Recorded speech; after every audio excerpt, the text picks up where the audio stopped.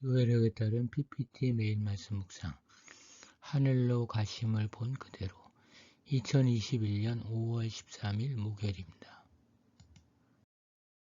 오늘의 말씀 사도행전 1장 1에서 11절 에베소서 1장 15에서 23절 누가복음 24장 44에서 53절입니다.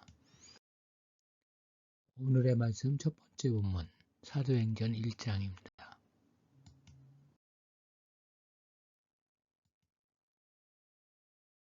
예수께서는 그의 제자들과 40일을 보내신 후에 대위임을 주신 후에 승천하셨습니다.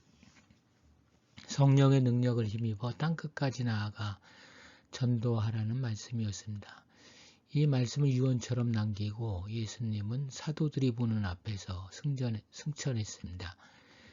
그런데 승천이 부활하신 날 저녁에 있었다는 말도 있습니다. 누가복음 24장의 승천은 빌라도와 가야바가 예수를 무덤 속에 가두어 버리려 했던 분이 영광 중에 올려가셨다는 것을 강조하는 것입니다. 한편 승천에 대한 의구심을 가질 수 있습니다. 문자적인 승천을 믿는다는 것은 누가 시대에는 이해할 만한 일이었을 것입니다. 그때에는 사람들이 하늘나라는 저 위쪽에 있어서 예수님이 거기에 가기 위해서는 들리어 올라가야 한다고 생각했을 것입니다. 하지만 그것은 과학적으로 불가능하다는 것입니다. 하지만 누구는 목격자가 있음을 강조합니다. 제자들이 예수님의 승천을 직접 눈으로 본 것을 되풀이해서 언급합니다. 그들이 보는데 올려져 가시니 구름이 그를 가리어 보이지 않게 하더라. 올라가실 때 제자들이 자세히 하늘을 쳐다보고 있는데 흰 옷 입은 두 사람이 이르되 어찌하여 서서 하늘을 쳐다보느냐. 이 예수는 하늘로 가심을 본 그대로 오시리라. 예수님의 승천이 눈에 보이게 일어났다는 것을 5번에 걸쳐 강조하고 있습니다. 그들이 보는데 라는 말은 누가가 객관적인 일이 발생했다고 말하는 것입니다. 예수님 구름에 가리어 승천하셨습니다. 성경에서 구름은 거룩한 하나님의 영광의 상징을 나타냅니다. 또한 구름은 하나님의 임재의 가시적인 상징이기도 합니다. 예수님이 하늘로 들려 올라가는 것을 제자들이 지켜본 것은 매우 중대한 일이었습니다.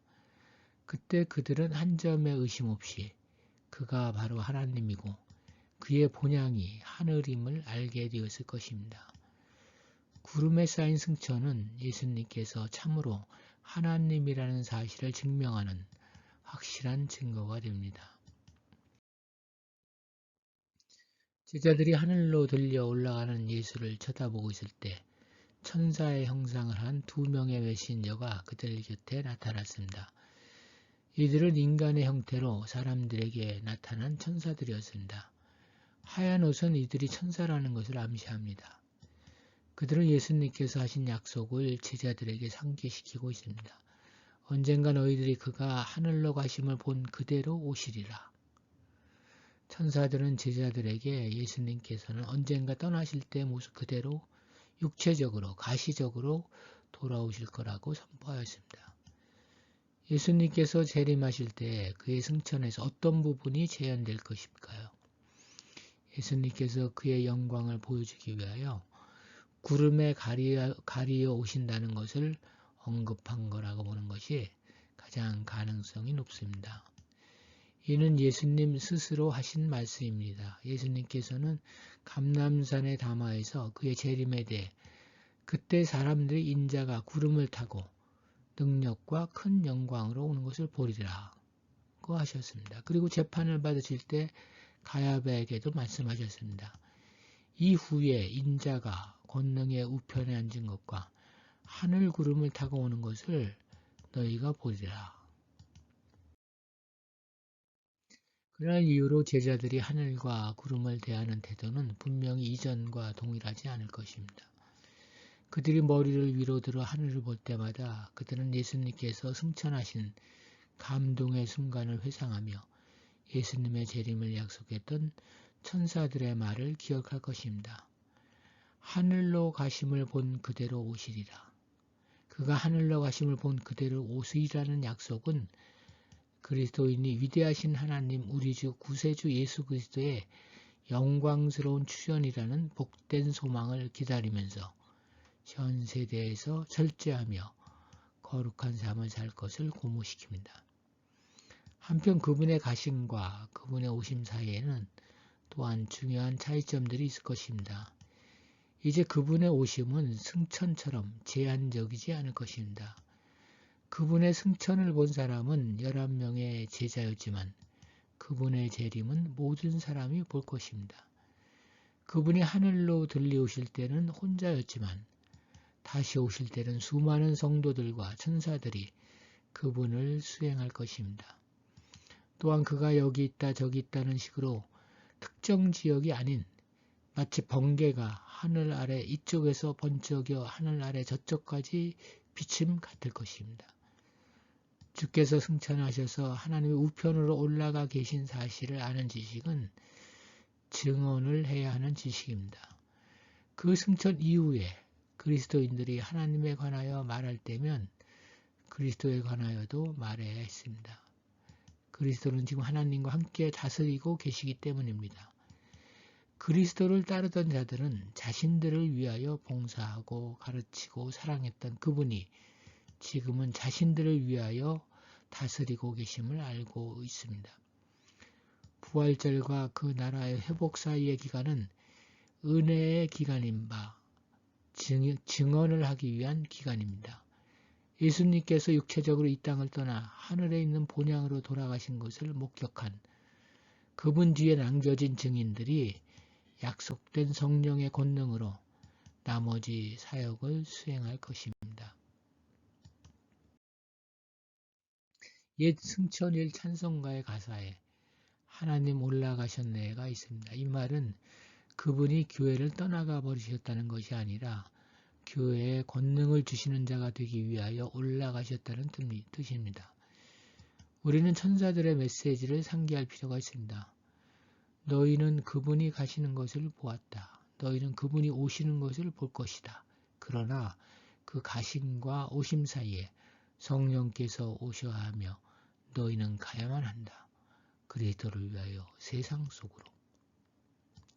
그리고 데오빌러와 교회 안에 있는 그의 동료들, 그리고 우리는 일이 잘 되지 않을 때, 세상이 싫어질 때, 일의 결과가 불만스러울 때, 그리고 혼란스러울 때 누가 이 모든 것을 담당하고 있으며 다스리고 있는지를 상기하는 일은 중요합니다.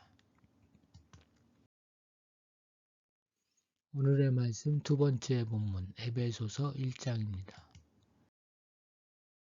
승천하신 예수께서 하시는 일에 대해서 대체로 우리를 위해 강구하시는 일 정도로 알고 있는 것 같습니다. 그러나 그분은 이제와 그리고 영원히 온 우주를 통치하시는 막중한 일을 하고 계십니다. 하나님의 능력은 언제나 그리스도 안에서 증명됩니다. 에베소서에서 하늘 영역은 하나님과 악령들이 활동하는 장소입니다. 그러나 하나님은 더 높은 곳에 앉아 계시기 때문에 다른 권세들이 그에게 복종합니다. 하늘은 모든 것을 통치하시는 하나님의 능력의 우월성을 의미합니다. 승천 사건은 십자가 사건과 부활 사건 못지않게 하나님이 행하신 거대한 사건으로서 그리스도가 하나님의 아들로 임명되었음을 나타냅니다. 하나님의 오른편에 앉으심은 통치자의 자리에 앉았음을 말해줍니다. 하나님이 죽은 자들로부터 일으키신 그리스도를 자기의 오른편에 앉히신 목적은 만물을 그의 발 아래 복종시키시려는 의도에서인 것입니다. 이것은 21절에서보다 더 상세하게 설명되고 있습니다. 그리스도는 하늘에서 자기에게 부여된 모든 권세에 대한 통치의 자리를 받아들입니다. 사도는 하늘의 본질을 네 가지 유형으로 표현하고 있습니다. 즉 통치는 정사는 권위를 가지고 있는 본질을 나타내면서 권세와 함께 쓰이고 있는데 권세는 인간이 복종하는 전권을 의미합니다. 능력은 그리스도를 죽은 자들로부터 살리신 창조주 하나님의 구원을 주시는 능력을 의미하지 않고 초인격적인 본질을 뜻합니다. 주권은 통치를 말합니다. 모든 통치와 권세와 능력과 주권은 땅과 하나님의 보좌 사이에 있는 공간적 차원에 존재하는 것들입니다. 권세에 대한 다양한 명칭들은 그리스도의 우월성을 나타내기 위해서 나열되었습니다. 우주의 어떤 권세도 그리스도의 주권에 미치지 못한다는 것을 강조하는 것입니다. 이것들은 그리스도에게 복종합니다. 어두운 권세에 대한 그리스도의 승리는 교회의 승리를 보장합니다. 그리스도의 통치는 이미 완성된 그리고 계속되는 현재의 통치임을 말합니다. 하나님께 대항하는 악마의 강한 활동이 그리스도의 통치로 정복되고 하나님의 구원의 계획이 성취되는 것을 암시하고 있습니다. 나아가 이 통치는 미래에까지 효력을 미칩니다. 오는 세상은 주의 재림 이후의 미래를 말합니다. 오는 세상에서 이름을 알 수 없는 모든 권세들 위에서도 그리스도가 통치하실 것입니다. 이로써 그리스도의 통치는 부활로 높임을 받았다는 공간적인 차원과 지금과 미래 사이에 있는 시간적인 차원을 모두 포괄합니다. 오늘 말씀은 예수 그리스도의 막강한 권세에 대해 알려줍니다. 우리는 그분을 주님이라 부르며 제자로서 그 뒤를 따릅니다. 우주의 어떤 힘도 범접할 수 없는 그분의 제자로서 우리는 그분의 능력을 너무 가끔 그리고 조금 의지하는 것은 아닙니까? 오늘의 말씀 세 번째 본문 누가복음 24장입니다.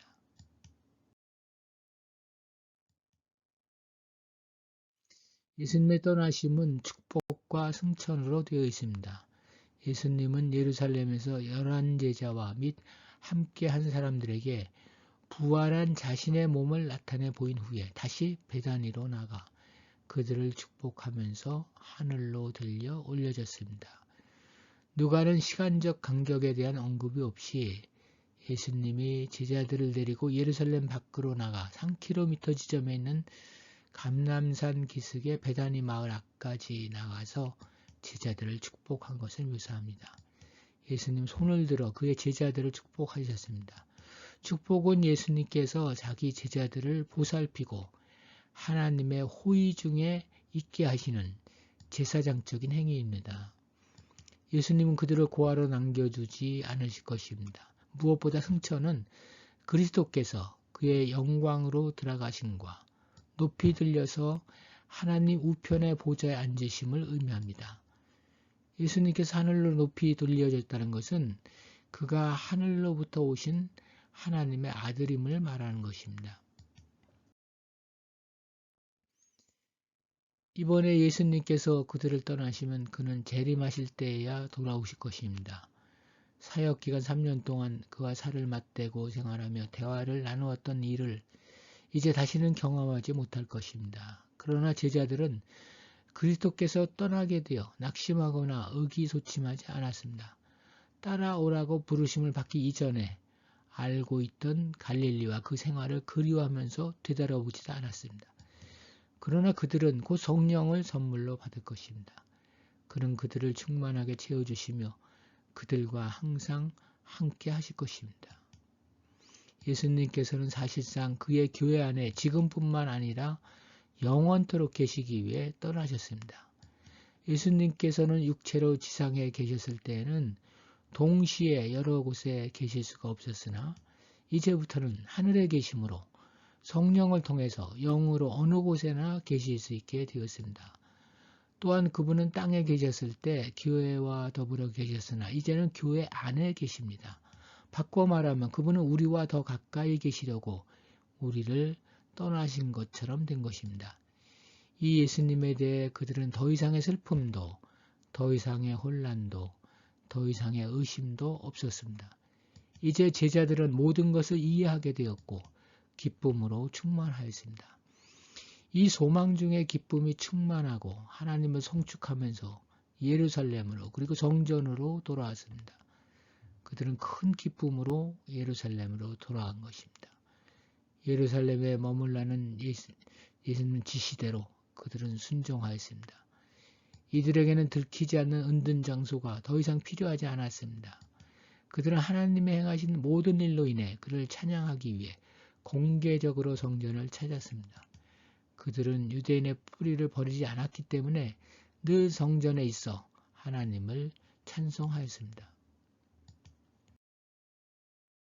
예수님이 영광 가운데 하늘로 승천하시는 장면을 지켜본 사람들은 그를 경배하지 않을 수 없었습니다.